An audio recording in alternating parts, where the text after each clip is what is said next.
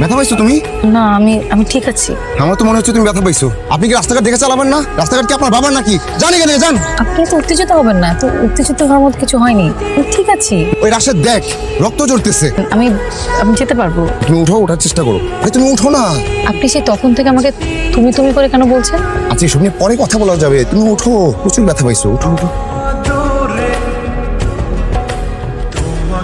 আমি কখনোই ভাবিনি এভাবে আমি তাকে প্রথম স্পর্শ করব। তো প্রকৃতি কি দারুণ বাহানায় আমায় তাকে স্পর্শ করালো। তার একটি হাত ঠিক আমার হাতে। শান্তি।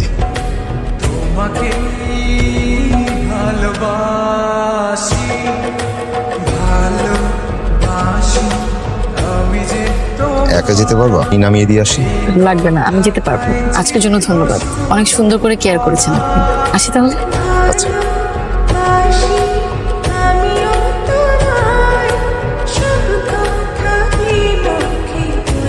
গতকালকের জন্য ধন্যবাদ। বারবার বলছিলেন যে ব্যথা লেগেছে, তখন আমার তেমন মনে হয়নি। এটা আপনার জন্য। ধন্যবাদ। তবে একটা ব্যাপার ভেবে খুব অবাক হয়েছে। অ্যাক্সিডেন্ট করেছি আমি, ব্যথা পেয়েছি আমি, কিন্তু আমার মনে হলো আপনি ব্যথা পেয়েছেন আমার চেয়েও বেশি।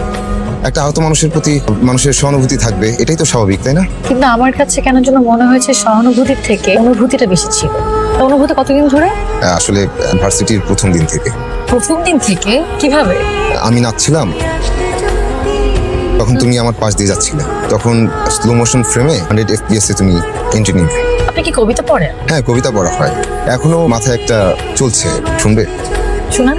আমার হৃদয় প্রাণ সকলেই করিয়েছি দা, কেবল সরমখানি রেখেছি চাহিয়া নিজের পানে, নিশিদিন সাবধানে সযতনে আপনারই ঢেকেছি। বাহ, কি সুন্দর কণ্ঠ, কি সুন্দর আবৃত্তি। আপনাকে ধন্যবাদ। এই আপনি শব্দটা কবে তুমি হচ্ছে?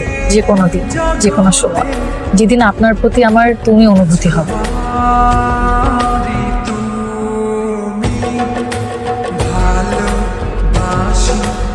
আমি যে তোমার এই কথাটাই ছিল শুধু বলা।